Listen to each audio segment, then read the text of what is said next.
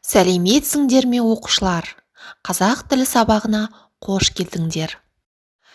Балалар, біз бүгін сондай тамаша әрі қуаныш пен ізгілікке толы қоршаған ортаға сәлем береміз. Қуанамын мен де, қуанасың сен де, қуанайық достарым, арайлап атқан әр күнге. Балалар, жаңа сабақты бастамас бұрын өткен сабақты есімізге түсірейік. Бірінші сұрақ, сөз таптарын атаңдар. Екінші, етістік дегеніміз не? 3. Етістіктің сұрақтарын атаңдар. 4. Бір сөзден тұратын етістік болатын мысалдар келтіріңдер. 5. 2 немесе 3 сөзден тұратын етістікке мысал келтіріңдер. Етістікті білем. Олар қимыл, іс-әрекетті білдіретін сөздер. Етістікке не істеді, не қылды, қайтты деген сұрақтар қойылады. Жарайсыңдар балалар. Бүгінгі өтетін жаңа сабақтың тақырыбы дара және күрделі етістік. Сенің меңгеретінің дара және күрделі етістікті анықтайсың. Дара және күрделі етістікті ажырата отырып мысал келтіресің. Дара және күрделі етістік деген не? Бейне таспаны тамашалайық. Сен күздің әуенін естігің келе ме? Қандай әуен? Шынымен ештеңе естімей тұрсың ба? Жоқ, ештеңе де. Естіп тұрмын. Бұл күздің әуен емес. Біздің ауладағы дыбыстар ғой. Қане? Не естіп тұрсың? Сауысқан шықылықтап жүр. Иә, сауысқан шықылықтайды. Анау жақта торғайлар шырылдап тұр.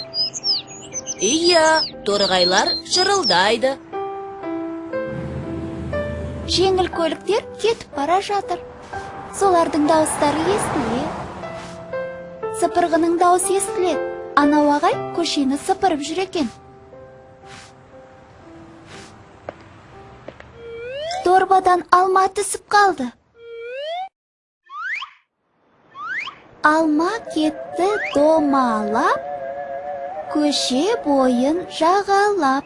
Кім алманы табады, сол ойыннан шығады. Жарайсыңдар оқушылар, ендеше оқулықтағы жаттығуларға назар аударайық. 20-шы жаттығу. Кестедегі сөздерді оқы.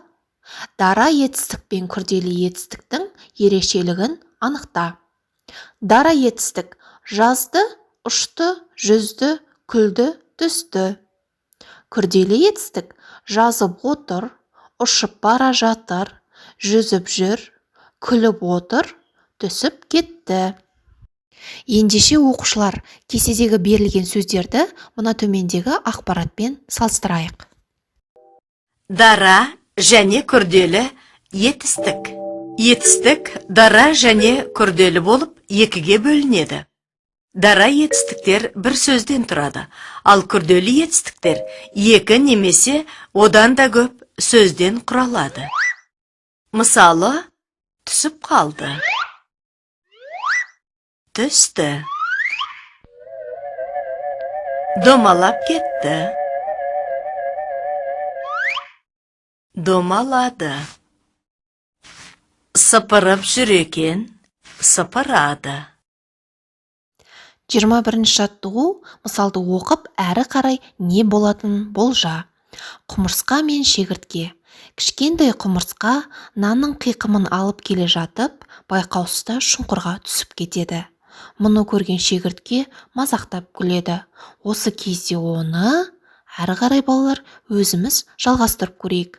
Мысалға, осы кезде оны торғай байқап қалады. Торғай тұмсығымен нанның қиқымын құмырсқаға алып береді. Деп осылай жалғастыруға болады екен балалар. Енді осы мысалдағы қарамен жазылған етістіктердің дара не күрделі екенін ажырат. Түсіп кетеді. Бұл дара етістік пе әлде күрделі етістік пе? Әрине бұл күрделі етістік. Себебі екі сөзден тұрады. Келесі сөз күледі. Бұл етістік дара. Өйткені бір ғана сөзден тұрады. 22-ші жаттығу өлеңді қатесіз көшіріп жаз. Етістіктерді тап, дара күрделі екенін ажырат. Ең алдымен оқушылар өлеңді мәнерлеп түсініп оқимыз. Өзі мықты не деген, жүгі қандай зор еді, тіп-титімдей денемен тау көтеріп келеді. Өлеңде не туралы айтылған екен? Әрине, құмырсқа туралы айтылған. Құмырсқаның бұл жерде кішкентай болса да еңбекқор екенін айтып отыр. Ал енді осы өлеңнен етістікті табайық. Көтеріп келеді. Енді бұл етістік дара ма, әлде күрделі ме?